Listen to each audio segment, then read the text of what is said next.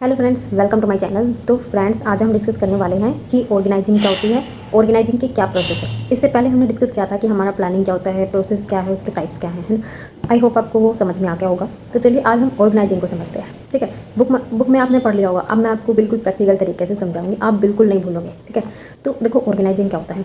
Organising का मतलब होता है कि ऑर्गेनाइज करना। ठीक है, प्लानिंग तो आपने कर ली, आपने कोई पेपर लिया और उस पर अपना प्लान नोट डाउन कर लिया। ठीक है, ऐसे ऐसे ये प्लान है हमारा, ये हमें अचीव करना है। ठीक है, अब उस प्लान को जब हम एग्जीक्यूट करना चाहते हैं तो हमें दूसरे नंबर पे आता है ऑर्गेनाइजिंग। ऑर्गेनाइजिंग में क्या होता है कि हम रिसोर्सेज और एक्टिविटीज जितने भी चीज़ें हैं उन सभी को हम ऑर्गेनाइज करें। ठीक है, जैसे हमारी कितनी एक्टिविटीज़ होंगी, कैसे क्या होगा, सब कुछ हम डिसाइड करते हैं, स्ट्रक्चर बनाते हैं। एक तरह से सारा स्ट्रक्चर रियल में बनाते हैं, वो पेपर पे नहीं बनाते, रियल में बनाते हैं। ठीक है, अब जैसे कोई अगर अपना ऑर्गेनाइजेशन कोई खोलना चाहता है, ठीक है, तो वो क्या करता है कि वो सारे डिपार्टमेंट, ठीक है, जितने भी सब कुछ है सारा स्ट्रक्चर तैयार कर लेगा ताकि अब काम आगे किया जा सके, है ना। उसके बाद स्टाफिंग की जाती है ना।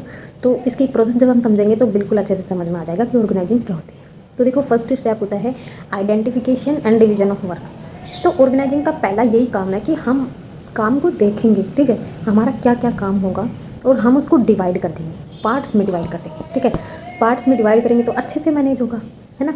तो सबसे पहले क्या करेंगे, पूरे काम को पार्ट्स में डिवाइड कर देंगे। ठीक है, हमें कोई प्रोडक्ट बनाना है, जितनी भी एक्टिविटीज़ हैं हमने उन सभी को पार्ट्स में डिवाइड कर दिया। दूसरे नंबर पे हमने डिपार्टमेंट बना दिए, यानी कि हमने पार्ट्स में डिवाइड करके फिर क्या किया, अलग अलग डिपार्टमेंट बना दिए। ठीक है, ये फाइनेंस का है, ये अपना मार्केटिंग का है, प्रोडक्शन का है, सेल का है, सबके अलग अलग है। उन सब के अलग अलग हेड होंगे। वो क्या करेंगे, वो अपने डिपार्टमेंट की एक्टिविटी को देखेंगे, उनको जानेंगे कि डिपार्टमेंट खुद के डिपार्टमेंट को खुद हैंडल करेंगे। ठीक है, तो ये होता है डिपार्टमेंटलाइजेशन। सेल्स डिपार्टमेंट वाला पर्सन जो होता है वो अपने डिपार्टमेंट की सारी एक्टिविटीज़ को जो है ऑर्गेनाइज करेगा, सब कुछ संभालेगा। ठीक है, अकाउंटेबल होगा, रिस्पॉन्सिबल होगा। ठीक है, उसके बाद थर्ड असाइनिंग ड्यूटीज़। ठीक है, उसके बाद हम क्या करते हैं, ड्यूटीज़ असाइन कर देते हैं, यानी कि डिपार्टमेंट हमने बना दिए। उसके बाद कौन सा बंदा कौन सी ड्यूटी संभालेगा हम ये डिसाइड करते हैं, उनको ड्यूटी अपनी बता देते हैं कि आपको ये काम करना है। ठीक है, इसे बोलते हैं ड्यूटी असाइन करना। उसके बाद क्या आता है, स्टैब्लिशिंग रिपोर्टिंग रिलेशनशिप। तो इसका क्या मतलब है, इसका मतलब ये है कि जो डिपार्टमेंट हमने बनाए हैं ना, वो किसको रिपोर्ट करेंगे, किसको जो भी उनको क्वेरी होगी, कोई प्रॉब्लम होगी या फिर कोई और बात बतानी होगी तो वो किसको रिपोर्ट करेंगे। ठीक है, जैसे प्रोडक्शन वाला किसको रिपोर्ट करेगा, सेल्स वाला किसको रिपोर्ट करेगा। ऐसे सभी रिपोर्टिंग रिलेशंस हम क्रिएट करेंगे ताकि हमारी कोई भी जो है काम में कोई गड़बड़ ना हो, कोई एक्टिविटी ओवरलैप ना हो। ठीक है, तो ये क्या होता है, रिपोर्टिंग रिलेशंस।